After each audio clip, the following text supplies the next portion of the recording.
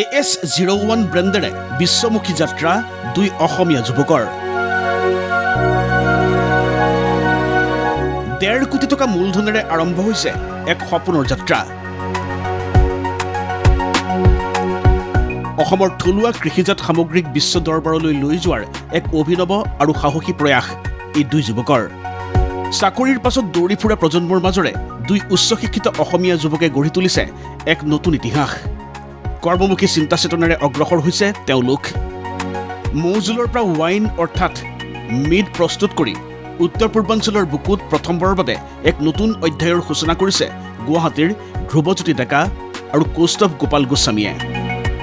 যেতিয়া আমি 2021 চনত লকডাউন হৈ গ'ল তেতিয়া আমাৰ লগত মানে আপোনাৰ 70-80 কেজি মৌজোল ৰৈ গ'ল। আমি কি কৰোঁ এতিয়া ই-কমাৰ্চ বন্ধ হৈ গ'ল আৰু তেতিয়া আমি এটা শব্দ শুনিলোঁ মিড, যিটো হয় হানি ৱাইন, যিটো আপোনাৰ ৱৰ্ল্ডৰ অল্ডেষ্ট এলকহলিক বিভাৰেজ বুলিও জনা যায়, ড্ৰিংক অফ দ্য গডছ বুলিও কয়। তো আমি তেতিয়া ভাবিলোঁ যে এইটো আমি কৰি চালোঁ, লগৰ বন্ধু বান্ধৱক খোৱালোঁ, তেখেতসকলে ভাল পালে, চৰকাৰৰ ওচৰত গ'লোঁ, চৰকাৰে ক'লে এইটো আমি কৰিব পাৰিম বুলি। AS01 এইটোৱেই হৈছে তেওঁলোকৰ সেই সপোনৰ ব্ৰেণ্ড।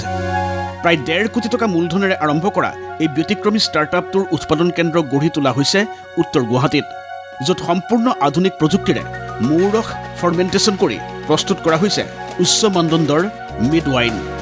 এই ব্ৰেণ্ডত অসম চৰকাৰে সহযোগ কৰিছে দুই যুৱকৰ প্ৰচেষ্টাক। লগতে তেওঁলোকৰ এই ফেক্টৰীত জড়িত হৈ আছে বহু অসমীয়া উদ্যমী যুৱক যুৱতী। লগতে খুব সোনকালেই বজাৰ দখলৰ চেষ্টা চলাব বুলি অৱগত কৰে তেওঁলোকে।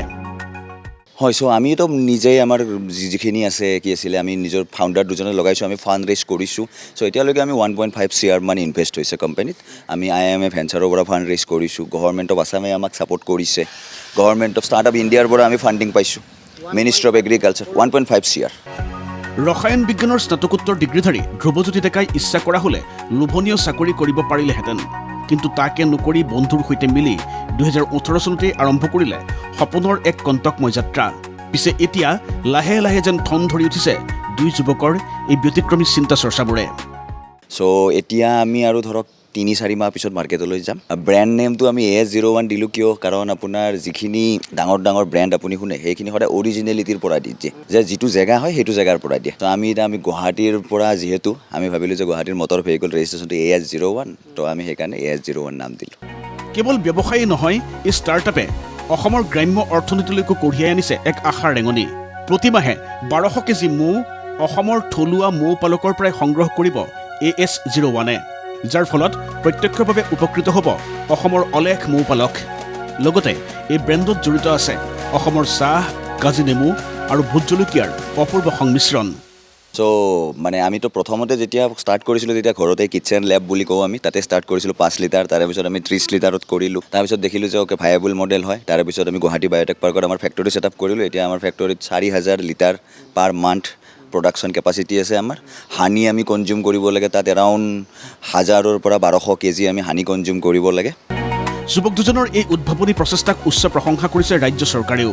শেহতীয়াকৈ আবকাৰী মন্ত্ৰী অতুল বৰাক সাক্ষাৎ কৰে উদ্যমী যুৱক ধ্ৰুৱজ্যোতি ডেকাই। মন্ত্ৰীগৰাকীয়ে যুৱকদ্বয়ৰ এই বিশ্বমুখী পৰিকল্পনাক শলাগি আন্তৰিক শুভেচ্ছাও জ্ঞাপন কৰে। ভিডিঅ' জাৰ্নেলিষ্ট জিন্তুমণি তালুকদাৰৰ সহযোগত প্ৰাণজিৎ চুতীয়াৰ ৰিপৰ্ট, ND24।